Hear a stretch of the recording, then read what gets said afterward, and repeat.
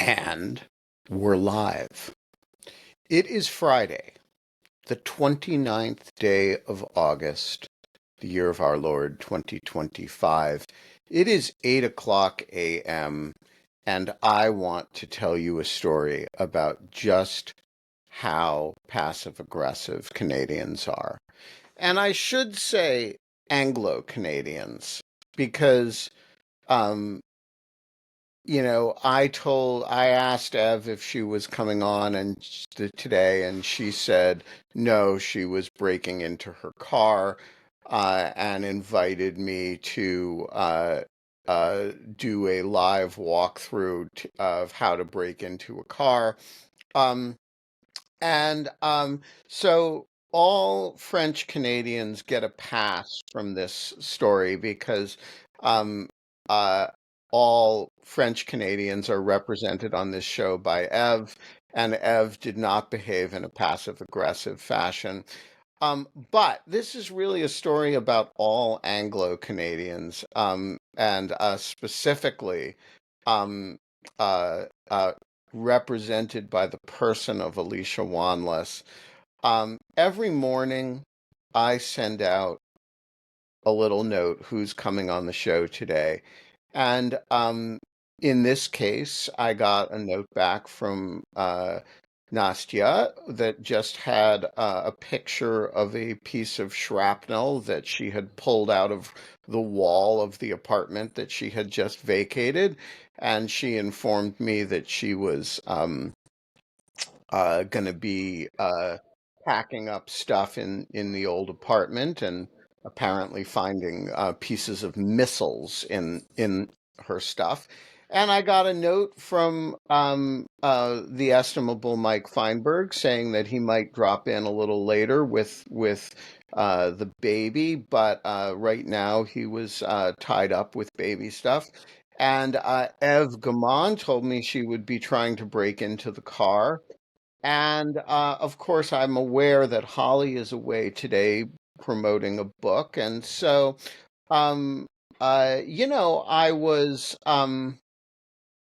uh, um, and then, of course, there was no response at all from Alicia about whether she was going to be present.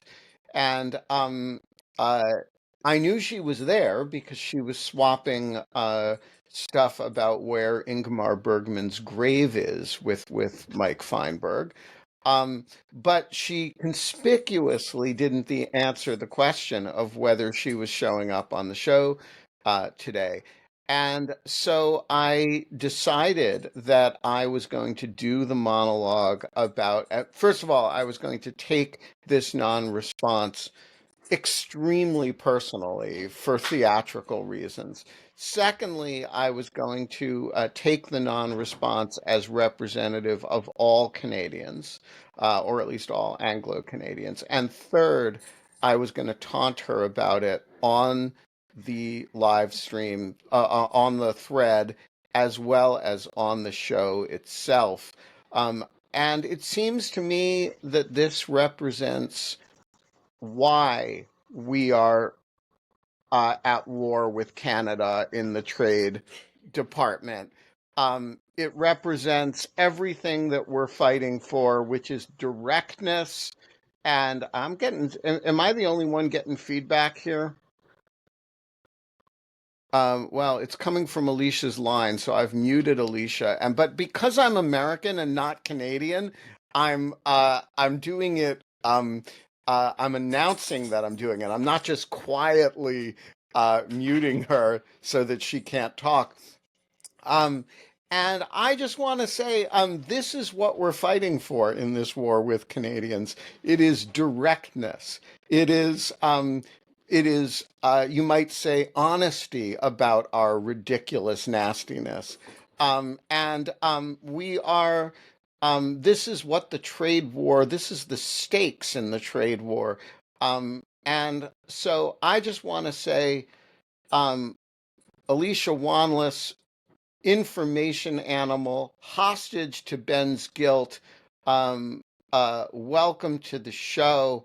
Um, and now she's gone, which is another act of passive aggression. to show up and then vanish. Um, Look, the sun is shining, the birds are chirping. It's going to be a great freaking day, and you are watching Dog Shirt TV.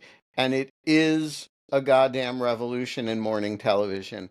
And one, but only one, of the revolutionary features, of which there are many, is that sometimes I really don't know who's coming on the show until the very last minute, and I use the the guilt of of I use guilt on the thread because I don't like I can't pay my co-host.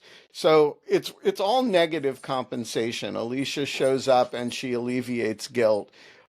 And another one of the revolutionary features, of which there are many, is that you can tell that Alicia did not mean to be on the show today and was guilted into it because she is wearing normal clothes, not a shirt meant to send a message to not a t-shirt with writing, and therefore you can tell that she was taunted into showing up, all of which is a long-winded way of saying, a 6-minute long way of saying, in other words, that we are not allowed to have fun anymore, but we are allowed to train an almost random canon of mockery and abuse at a good friend for no reason at all. Alicia, welcome to Dog Shirt TV. Good morning to you. So you're still talking, even though I left because the audience told me to leave. Should I just leave again? I guess I asked them No, that. no, I've closed tabs that I shouldn't have closed, so you're not even going to get an upload, which I feel is fair. no, I'm getting an upload. I'm this show is smoking. Just Um, like to say, the last time I checked, I do not have an affiliation with the Institute next door. I'm not paid by it, as you mentioned.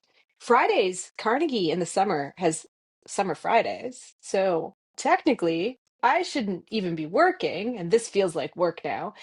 And third, I gotta travel again tomorrow. So I gotta like take a bunch of meetings still and pack and deal with my poor decision making of constantly being on the road.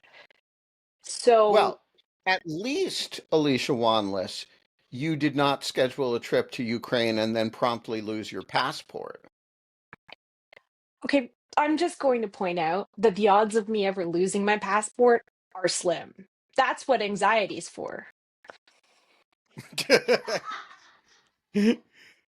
Did All Tammy right. hear that? Did she just laugh at this out loud? Tammy, you just broke up the studio audience here. I love it. And so, here's my question, Alicia. If not to Ukraine, where are you going tomorrow? Tomorrow, I head to Bled, Slovenia for the Bled Strategic Forum. And from there, I go to Barcelona for the Monocle annual conference. And how long are you away for? A week with travel in. Um, Well, I am all for going to Slovenia and Barcelona, to which neither I have ever been. And I am also all for not losing your passport, but I don't think anxiety is worth it. I would agree with this. It's not exactly a pleasant existence. So when was the last time you've lost something that was important? I've had something stolen. No, that doesn't count. Lost something that was important and not stolen. When Correct. I was a child, I had a ring fall through a deck, Mm. never to be gotten again. But no keys or anything. So could like Ev right now is trying to break into her car to which she locked her and we were going to do that live on the show, except that I don't really know how to break into a truck. And so I can't really walk her through it. Um, I suspected John Hawkinson would probably know how, but I couldn't count on that. so we're not doing the live truck break-in. But have you done anything like that? Broken into a truck? No, locked your keys in the car. No. Wow. I do It many sounds like stupid things, but not out of sounds like you're an misplacing things. impressively organized person. That's what an anxiety disorder will give you. Um, John Do you know how many Hawkinson times I've checked says, my flight?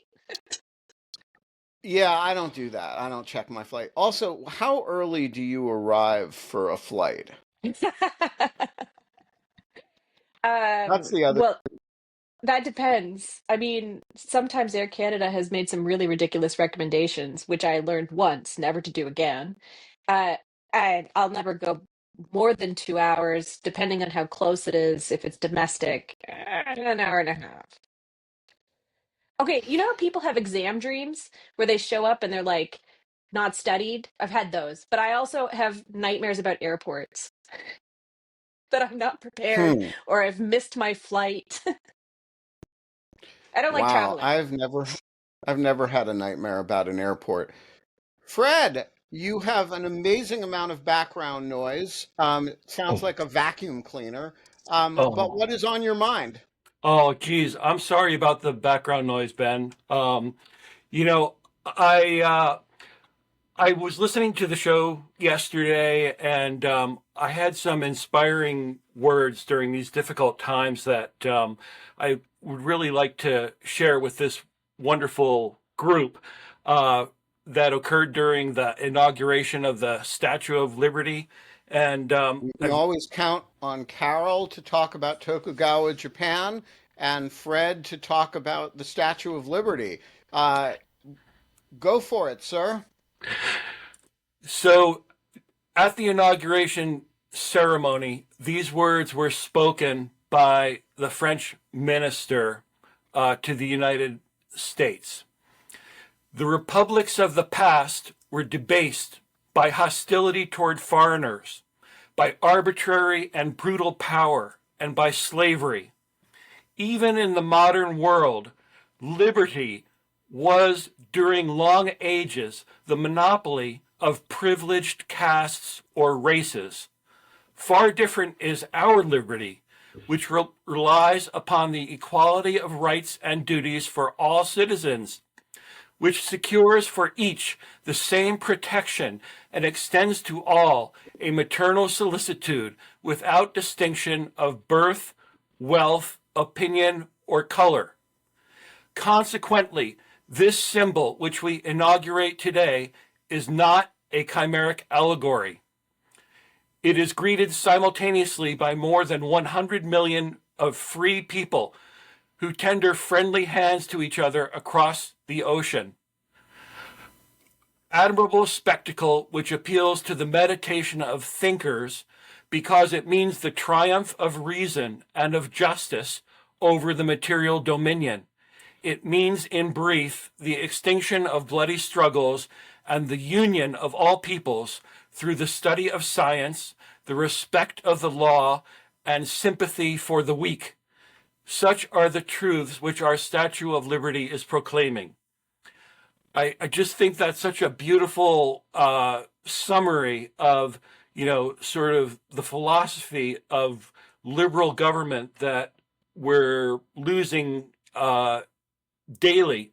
And in terms of these incredible people who poured 10 years of their lives into this project, um, and then had the foresight to say on on the day, this is another speech by the father, the so-called French father of the statue.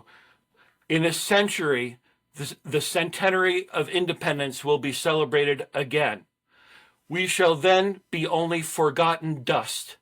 America, who will then have more than 100 million of inhabitants, will be ignorant of our names, but this statue will remain. It will be the memorial of this festival and visible proof of our affection. symbol of a friendship which braves the storms of time. It will stand there unshaken in the midst of the winds, which will roar around its head, and the waves which will shatter their fury at its feet. So I just find this, sort of very reassuring as I study history, and I read a lot of it, in connection with this Statue of Liberty project. There is no end of history. Sort of history ebbs and flows in various ways, and right now we're at an ebb, and I find it very reassuring to read about periods of time when sort of optimism was in full flower. That is super great stuff, Fred. Thank you for sharing it. I'm going to mute you to get rid of the background noise. Uh, thank you. John, what is on your mind today? Well, good morning, Ben. I have several thoughts, and maybe the one that prompted me to come on screen is the most trivial of them all, Oh, good. and that is, and it involves Alicia as well. You raised the question of the appropriate time to arrive at the airport, and I have some thoughts about this. Uh, I guess you This could is a say there. divisive issue. It, People, I have sent friends into paroxysms of anxiety over my propensity to arrive at the airport as they are closing the door of the airplane and sort of slip in, uh, or sometimes even knock on the, after the thing is closed. well, Uh, and now I worry that maybe we actually talked about this on the show before. But to me, this is in part about measurement and denominators. And that is to say, if you don't miss a few flights, at least one flight, you never can tell how good you are at being on time to every flight. And Correct. so if you haven't missed a flight in a while, let's say in the last 2 year horizon or the last 10 flights, whichever is more recent, then you are being far too early. And you just need to be later and later until Alicia stops shaking her head. You're just triggering me to make faces. No, I I wish think I was, but I wish I were. Sorry, in this this conjunctive. But sadly, you're too blurry for me to see your faces without grossly exaggeration in the shaking. No, John is clearly correct here. And, I feel this way about um, flights, international flights as well. If you don't book them before you're sure that you have your passport, and, then you've probably made your flight arrangement too early. Um, and so it's true of arrival at the airport, but it's also true of all kinds of questions of legality, right? If you're in protests, if you're entirely sure what you're doing is legal, you probably haven't, you're probably not being quite aggressive enough. You Well, need, I mean, there's a principle here that gets extended, and it's called the fuck around and find out principle. And I'm a believer in it. you know, this does strike me as intruding awfully close to the question about how we measure the effectiveness of grand juries from yesterday. And I'm not sure I'm comfortable with it. I mean, part of the problem is when the numerator is zero, uh, you know, the denominator is meaningless and we just don't know. So we can't make an assessment that because grand juries almost never return no true bill, we can't assess that to mean that they are rubber stamps, nor can we assess that to mean that they are perfect in their deterrence at bad prosecutions. So I'm not certain that we can conclude, therefore, we should be more aggressive in pushing the boundaries of the law as regular citizens. That seems a little much. Well, I'm just telling you the Wittes mood. I understand that the Hawkinson mood may be different, and that the Wanless mood may be radically more uh, uh, uh, averse to bad consequences. But the Wittes mood is miss a few flights if you have to. Don't sit around at airports. That's bad. Sitting around at airports is a gross waste of time, and um, and and if the cops don't mind if you do X, try X plus one, and then try X plus two, and then try 2X, and try until they make you stop. I notice you don't mention x squared. Well, that's a hell of an escalation to go into exponential growth right away, John. Um, I'm all about increments. I'm all about finding the line. If you go to x squared, you could end up committing a felony. That's how you end up throwing sandwiches at ICE people. Um, um, and then you're at the mercy of a grand jury for, to not return a true bill. X plus one is not going to get you in front of a grand jury. Fair enough, Um, Ben. And in queuing theory, we call this additive increase, multiplicative decrease. I would like to hear Alicia's verbal comments on uh, missing flights, though. Maybe she travels more internationally than I do, so some of the constraints Alicia apply travels to her. internationally a lot. Uh, I hate missing a flight. It is something I would avoid. oh, the goal I here is hate when not I to can't really miss the control it flight. even. It's to try harder to miss it without actually Uh-uh. missing It's it. not going to happen. I mean, unless you think that this is like, what is the word? A Exposure game? therapy. Oh, no, no. No, certainly not. I don't mean that. Well, then I But see no point in engaging in this experiment. are you willing to share some of your stats? Stats on Have what? you ever actually missed an international flight? Of my own accord? I mean, just It for says any reason. period. I mean, I've been delayed in which I've had to be rerouted on other flights because of other circumstances, not because of my own. But that's So, not your I fault. I almost mean, Alicia, I almost missed a flight because it was my fault. Almost. It was the St. John Airport in New Brunswick. I had an event out in St. Andrews, and I, for some reason, miscalculated how much time I would have. So I thought I could go out on a whale tour and then take the shuttle that they had provided to get back to the airport. And while I was on the shuttle, I realized how close I was to my flight. I showed up at that airport. I think my flight was in half an hour, but thank God it was domestic. And they basically herd you into a little pen. So they have a limitation on when they herd you in. I had 5 minutes to get through, and the staff at the airport and security were like, don't worry, you got tons of time. I still managed to buy Michael a shirt that he still wears. It says Saint Awesome. I regret that purchase. so and yet you made the but flight. I would like to point out a few important things about Alicia's story here. First, if you're really late, you can cut the line. And this is true in all airports all over the world. If you go, gonna miss my flight, gonna miss my flight, and if you're loud about it, then they whisk you out of line to the front, and people grumble about it, but it's fine. No, Alicia's shaking her head. No, they do not do that at okay. I'd just like to say there's a difference between your security and there's a difference between customs. So in Charles de Gaulle, they Oh yeah, they don't will do it at move customs. you at customs if your flight is late. They're the ones. At Frankfurt, the Germans will not. They will not bend those rules. Yes, but they're German. Yeah, natürlich. Um, it's there are rules.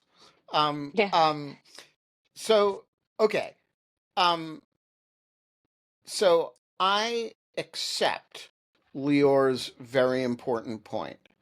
Um, and um, however, I also think if you accumulate all the time, the goal is not to miss flights. The goal Indeed, is to make flights by the minimum amount of to time available. increase efficiency. Right. Um, it's like, the old "the price is right." You getting as close as you can to the price without going over because you don't want to pay too much for This is something. horrible. Um, and, um, Anxiety. I don't need this. I have to pack and deal with the normal anxiety that I already had about traveling tomorrow. I just want to say, Alicia, your story sounded like such a victory. You were Yeah. worried, and you it was close, and And you you made got it to see the anyway. whales. Like, I mean, and you just got the think what shirt. a win this was. How can we not celebrate it?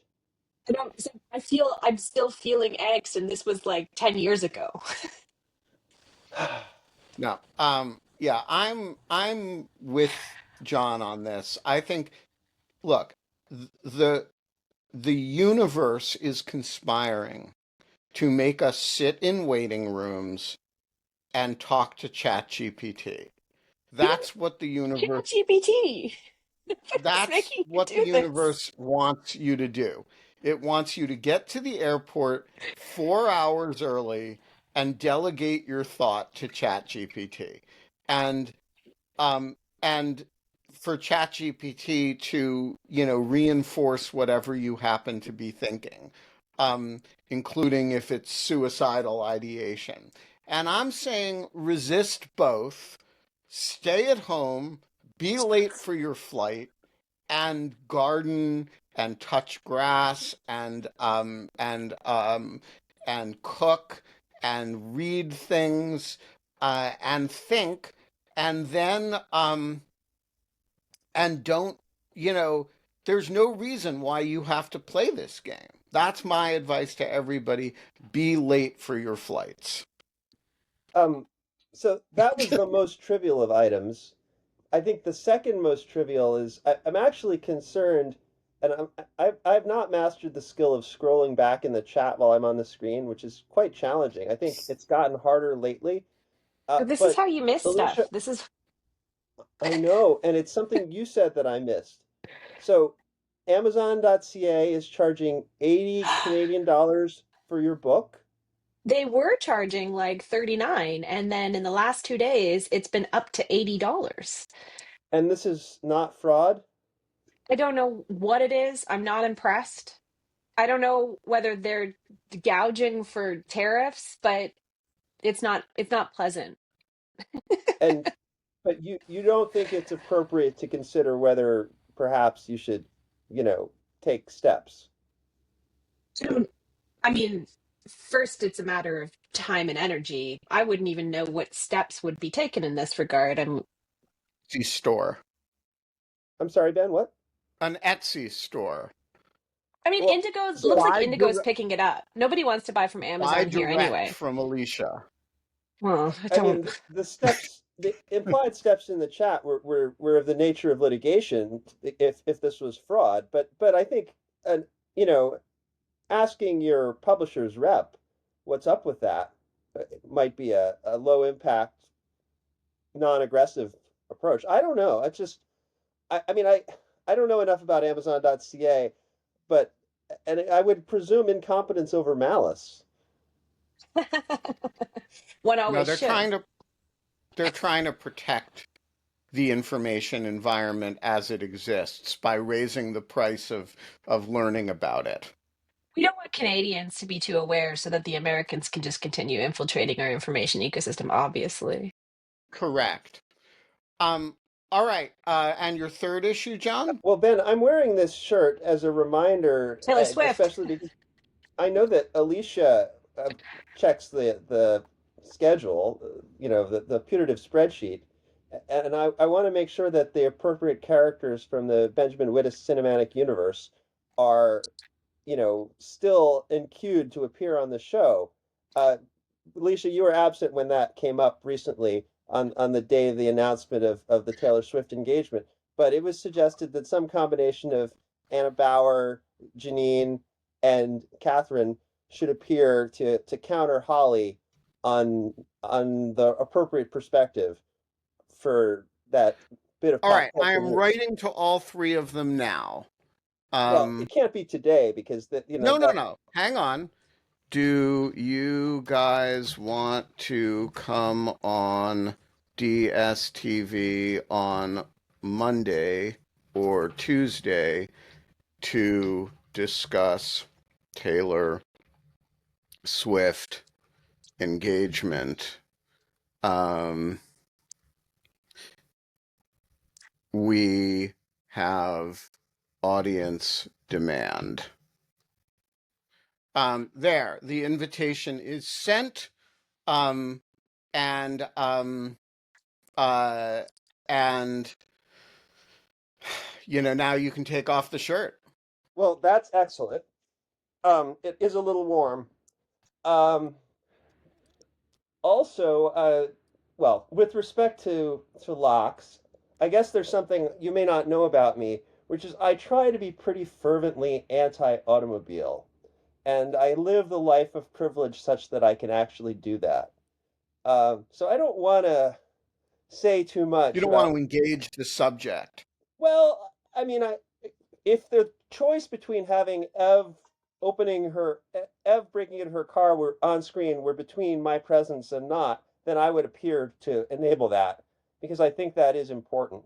But I don't want you to presume that I have some kind of baseline American uh, fundamental knowledge of automobiles that is, common to people in my category because I do All right. not. Well, look, my assumption was not that you had automobile knowledge, but that you might have locks It's knowledge. funny you should mention that because last night I walked out of my condominium through one of the two main entrances to find my condominium superintendent frustrated that someone had broken off a key in the other entrance and he had called a locksmith. And of course, I said, "Oh, there's a tool for that." And so, despite the alleged locksmith on the way, I did go and get my broken key extractor. And, after I've never actually had to use it, it came in a set of other things. But after, 2 or 3 minutes of fiddling, out came the broken key. And so, hopefully, I don't know if we got billed for the locksmith or not. But, Well, I look, can't speak for Ev on this. But uh Fred is back with a I question shall for depart. Alicia about her book and a deranged amount of background noise. Wow, it's Oh, crazy. darn it. Darn it. I'm sorry. Let me try again. I'll try again. No, no, no. Just ask your question and then dismiss Okay. yourself, and the noise will go away. Yeah. Hey, Alicia, I'm just at the beginning of the book. I'm wondering why you landed on ecology as sort of the organizing framework for your analysis, as opposed to, other alternatives like, sort of economics or Marxism or anything else for that matter. It was pretty broken up, but I think the question was, why did I land in ecology Why and did not some you other framing? why did you land on ecology as opposed to economics or Marxism or anything else as the organizing framework? Okay, my internet's taken a really crappy time to be crappy. But I mean, I think the obvious answer is that we're using environmental metaphors to talk about it. The people were already talking about the information environment and ecosystems back in the 70s. So why not look to the field they borrowed terms from for an organizing system? I think the other reason is that the more I dug into it and looking at things like ecosystems, they're very complex, messy systems that also do involve humans. And so they seem like a natural way of perhaps creating some structure around studying what is this wide space of information, people, and technology. I think there's a good reason not to choose economics. I feel that, never mind, I'm not going to go there. No, do. No, I don't want to. All right, then don't. Um, Tease us and then leave us hanging. Um, uh, I think I just so, wanted something a little bit more scientific. That's all. yeah, and I will also say that there aren't that many fields, and economics is one of them, that um, involve the study of the highly, highly distributed actions of enormous numbers of different actors. And these are, um, when you think about ultimate multivariate systems, you're thinking about often about things like weather or environment um, or the economy, right? And so there's a sort of a limited number of choices for these things. Um, and Systems theory. I get asked that a lot. Like, why not apply systems theory? But again, I think that that also comes from a worldview that's a little bit more engineering, sometimes information studies, and it tends to, as you're saying, I feel like leave out the human messiness. Interesting. Yeah, and the intervention of humans. Um, so, as you prepare to head to Slovenia, what is on your mind this morning, other than the guilt tripping of me? And what to pack because I only travel carry on. Why is that you only travel carry on? Um, Efficiency and control. Actually, the There's last a time theme here. the last time I checked the bag was that big trip to Europe, and of course, my bag got lost in Frankfurt. And I needed clothes because I had to speak at an event the next day. And what happened? It took days for that bag to come, and I was moving on to another city, so it came like just in time before I go to the next one. That bag was not getting checked again. What is all Excellent. on my mind? I guess what I have to talk about over there. I'm on a panel about What are you disinformation, on? and you know What's how your I feel panel about about? that. What's your panel about? It's about disinformation, and you know how I feel about this. Yes, Alicia does not believe in disinformation, except that she periodically texts me to make me feel guilty about having convinced her to use that as a lead of one of her articles because she gets asked about it and her feelings about it are actually complicated. I curse Ben every time this comes up. This is why I don't go And for yet, strong statements. and yet I am unrepentant. I um, know you enjoy it every time. I didn't think you felt any guilt for it. Also, have you yeah, I noticed how mean, I changed my title here? oh yeah, I noticed. But I am passive aggressive too and didn't respond. Meanwhile, I have the following text from Holly Berkeley Fletcher, who I cannot. I'm just going to share this with you all, and then I'm gonna not explain it, not because I don't want to explain it, but because I literally can't. Um, Here is um uh I don't really want to share my whole screen with no, I'm not gonna do that actually. Because that would share more private information than I want to share. Um Let me see if I can do it this way. Um uh yeah, so anyway, what there we go. Um, so Holly just shared this with a note that said that current situation, don't ask.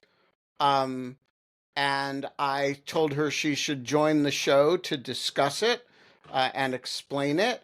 And she responded um, that um, uh, Monday, um, and that before then I can read her Substack post. And that's all the explanation I'm going to get. So that's all the explanation you're going to get unless you read the Substack, which of course is a zebra without stripes. And so we're going to share that. Um, uh, Folks, um, I uh, uh, am kind of out of things to say, as you can tell from the fact that I'm suddenly stammering.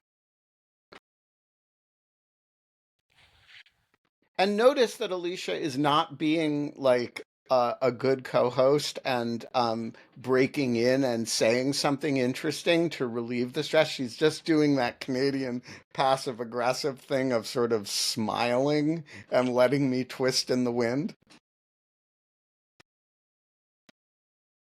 See?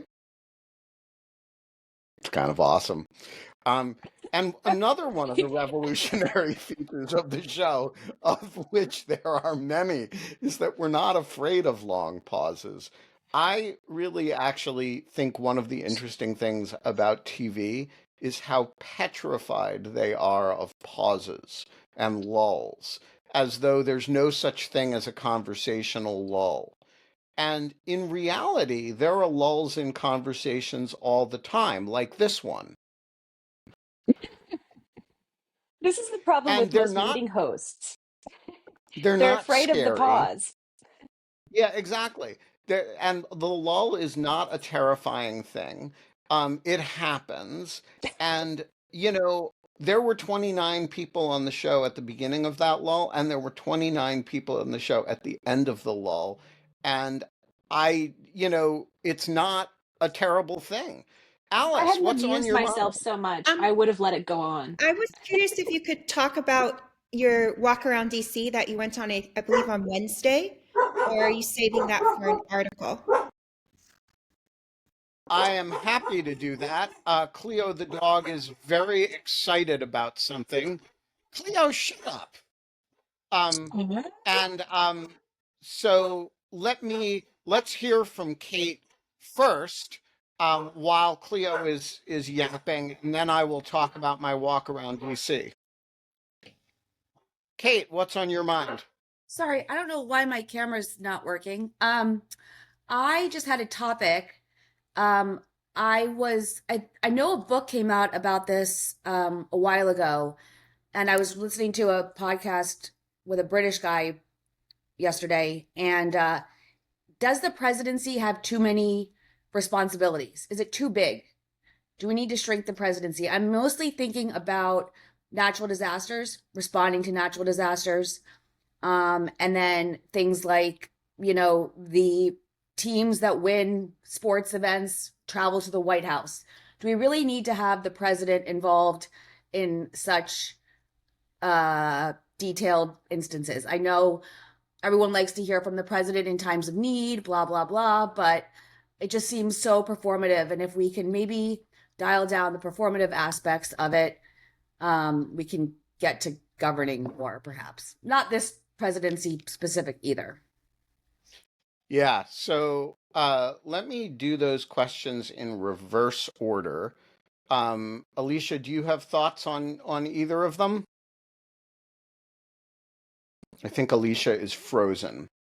Um, so let me take Kate's question first because it's less narrative and uh, so I would say yes, absolutely. We have too broad expectations of the presidency, and I don't care so much about the ceremonial functions. That is.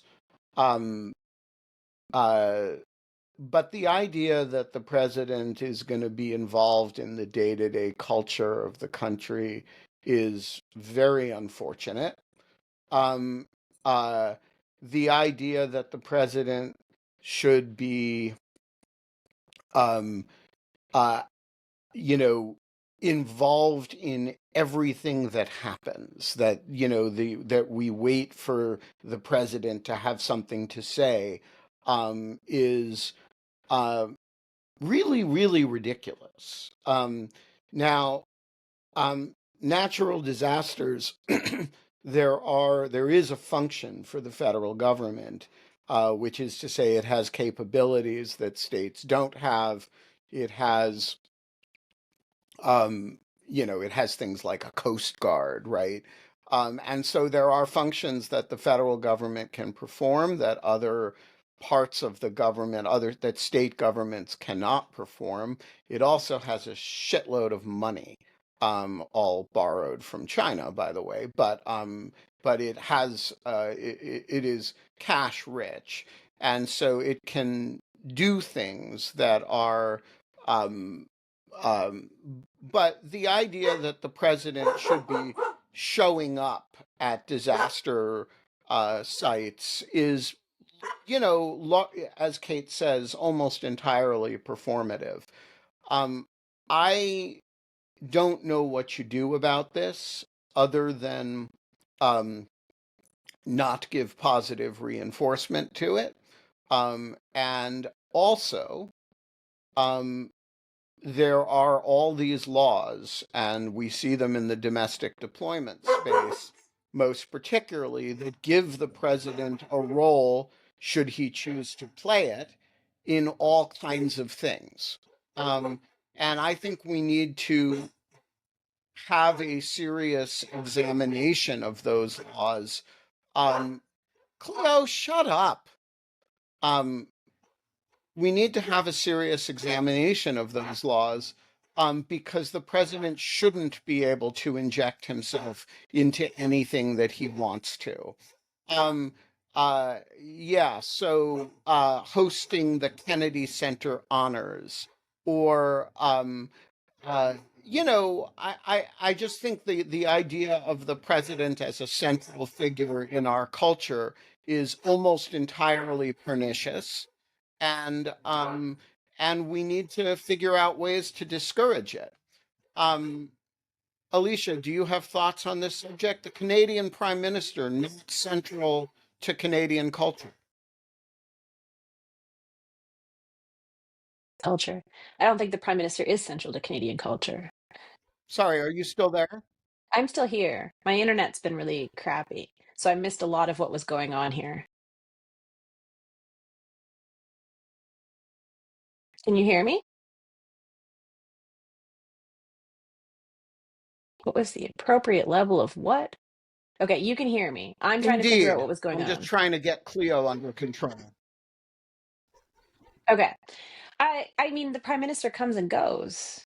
And you're lucky, I think, if a certain percentage of the population even knows who he is.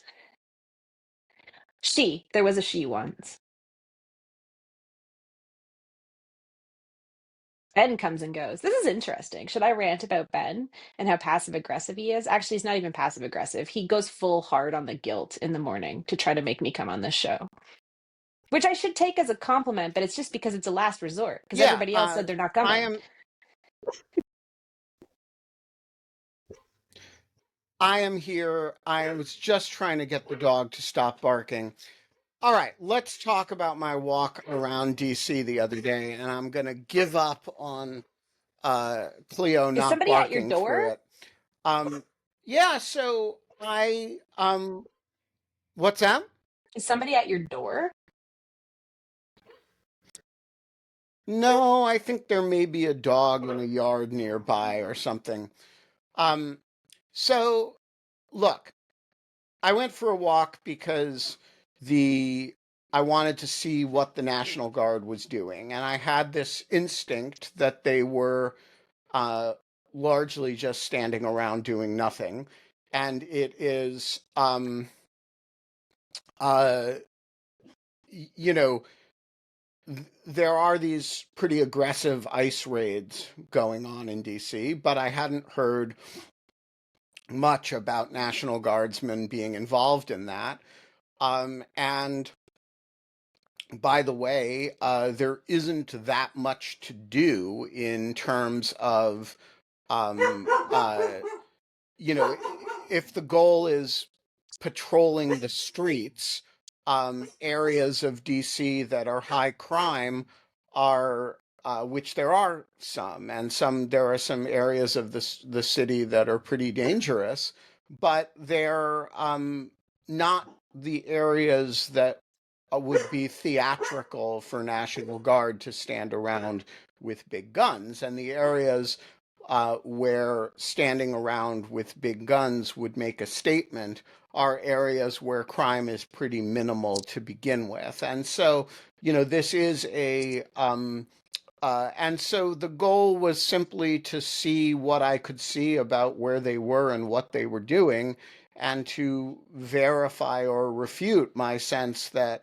a lot of what they're doing is standing around in places that they'll be seen by residents and tourists. And that is what I saw. And I'm not saying that none of them are doing anything else, but I did not see evidence that they're doing much else. The Washington Post has reported that they're doing trash pickup and beautification along the tidal basin. I drove that stretch to try to find that. I couldn't find any evidence of it. I don't doubt the Washington Post story was true the day that it was reported, but I'm not sure it's still true, or if it is still true, um, I'm not sure how ongoing it is. I think most of what they're doing is standing around showing presence. And that is, uh, like, it honestly could not have been less threatening from my point of view, though admittedly, I'm not one of the people that it's supposed to be threatening to. It also gave me zero reassurance about, crime fighting. And so my sense of it is the whole purpose is merely a kind of dog and fire hydrant situation vis-a-vis DC. It's showing, to stick with the dog metaphor, why do dogs lick their balls? Because they can. It's there's a lot of that going on, and having a lot of people standing around uh, with guns and in fatigues, um, uh, you know, it sends a message, and it sends a message of domination, even if the individuals in question are really just standing around looking stupid. I didn't see any of them doing anything inappropriate. I didn't see anybody doing anything that was menacing to anybody. It really was like a bunch of soldiers standing around looking bored and misused, frankly. And so, I guess my reaction to it was, um, it's it's completely abusive, but it's abusive for very different reasons than the ICE stuff is abusive. Um, it's in almost all practical senses harmless, also useless, a total waste of everybody's time, and um, and an abuse of the military. But it's not, unlike the ICE deployments here and the takeover of federal law enforcement. It's not really doing anything. It's just a show of domination, and um, and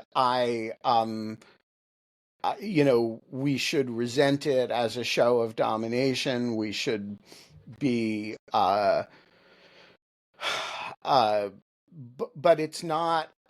I guess it's not really hurting anybody in the way that the ICE people are going around the city tackling people on scooters. They're really doing damage, and I think this is something else, and we should figure out a way to respond to it that's a little bit more responsive to exactly what it is. So that's my thought about this. Cleo obviously has stronger feelings about it, and she wants you to know that she disagrees with me entirely. Alicia, have you ever seen federal troops stationed around Ottawa? No, Toronto once called in the military because they had a massive snowstorm, but it wasn't really massive by That's an easy Canadian one. standards. Yeah. No. My internet's really bad, and it totally crapped out once you started talking about American politics. I have one question. Does this mean that DC is going to be super safe when I come back? Like I can wear jewelry again? Andrew. Hello, everyone. I'm partly Yes. here to bail you out a bit if it's too bad.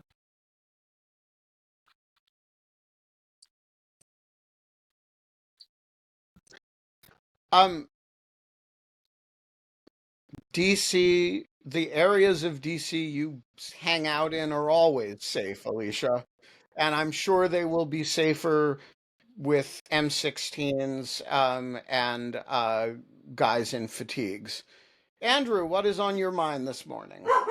Hey everyone. So obviously a persistent theme in this administration, and Fred brought it up in his speech earlier that I can't remember the provenance of, but the frame of hostility towards foreigners, how that's part of the whole American project is ending that, and if everything was just NASCAR culture, it would be pretty awful, frankly. Um, but the administration in some of its most recent steps, like, is really kind of giving the whole game away. First, it's no violent immigrants, people who have committed violent crimes. I mean, obviously, that's not acceptable in society, and there's zero reason to have people like that in our country. And then it's undocumented people who have committed no crimes, like Andre, the hairdresser, or something. And then it's people who actually have legal status, and it's Marco Rubio's recent announcement to review all. I don't really have any trust in this number, but 55 million visa, I guess, holders. I'm sure that there's some that are sort of in and out of the country, but it's certainly a large percent of the population. Um, and those are people who are here legally. But now, I mean, the entire MAGA base is up in arms. Let's get them all out. We're closed. We're full. There's no room in the inn. Um, and immigration, I think, is one of the most important things to American identity. My parents are immigrants. I'm sure plenty of people on this call or whatever are related to Where are immigrants. your parents from? They're from South Africa, and so they moved in like the early '90s to the Northeast. And most of my family's still back there. But they, took advantage of this great opportunity in this country, and of course had an easier time than many, given that they were professionals and white. And I think a lot of the refugees are being allocated towards some white South Africans, which is a total disaster, given that they are not an oppressed people. They're sort of the upper class. But so here's one thing that I've been doing recently at my law firm is a project with an organization called Pathway for Immigrant Workers, which is based in Massachusetts. Our law firm is headquartered there. I'm going to try and post it in the chat, but otherwise it's myimmigrantpathway.org if I can't open the chat, which I might not be able to. But in any case, so it sort of is an intake system for habeas referrals. So we have people who are perhaps immigration lawyers or lawyers who have clients who are immigrants, and these people are detained on their way to work, or at immigration court is a classic place nowadays. And certainly there's sort of they're beyond legal relief sometimes, but sometimes they have exigent circumstances, urgent humanitarian needs. They're receiving medical treatment, like currently, and it's illegal to detain them or move them out of the jurisdiction. I was talking with a lawyer in Boston recently, and his recommendation was, I'll try to do a Boston accent, is we just got to keep suing these fuckers because they're not following the law, and what they're doing is illegal. And some of these stories are, these are like grandmothers or mothers. So, there's a little donate button in the top right there of that webpage. I've really enjoyed being a part of it, but I think one of the ways, speaking of resistance in civil society as part of the legal part of civil society, is this has been a very rewarding way to fight back against the lawlessness and sort of the racial purity goals of the administration. So yeah, appreciate you hearing me out on this. And Yeah, so a great couple project. things. First of all, we will make this the cause of the day on Dog Shirt Daily. And so hopefully attract some donations to it. Secondly, making sure that as many people in the immigration system are represented by counsel as possible is one of the most effective ways to gum up the system. because one thing lawyers are really good at is slowing things down, and you're talking about hundreds of thousands of people in the system, maybe more, and if you can add 5 days to each deportation, you can really make a difference here. This is one of the ways, just making sure it's one of the ways to really crowdsource resistance is to just gum up the system. And um, yeah, we are over time. Thank you to Andrew. Thank you to Fred. Thank you to John Hawkinson. Thank you to Alice. And thank you to Alicia Wanless, who is, who has found that the internet in her area of Canada is even more passive aggressive than she is. And we're going to be back on Monday. We're going to have a Taylor Swift show. If you're not interested in Taylor Swift, as I am not, don't worry about it. Join anyway, because it'll be a major cultural experience. Uh, and that's going to be on Monday. Um, See you then.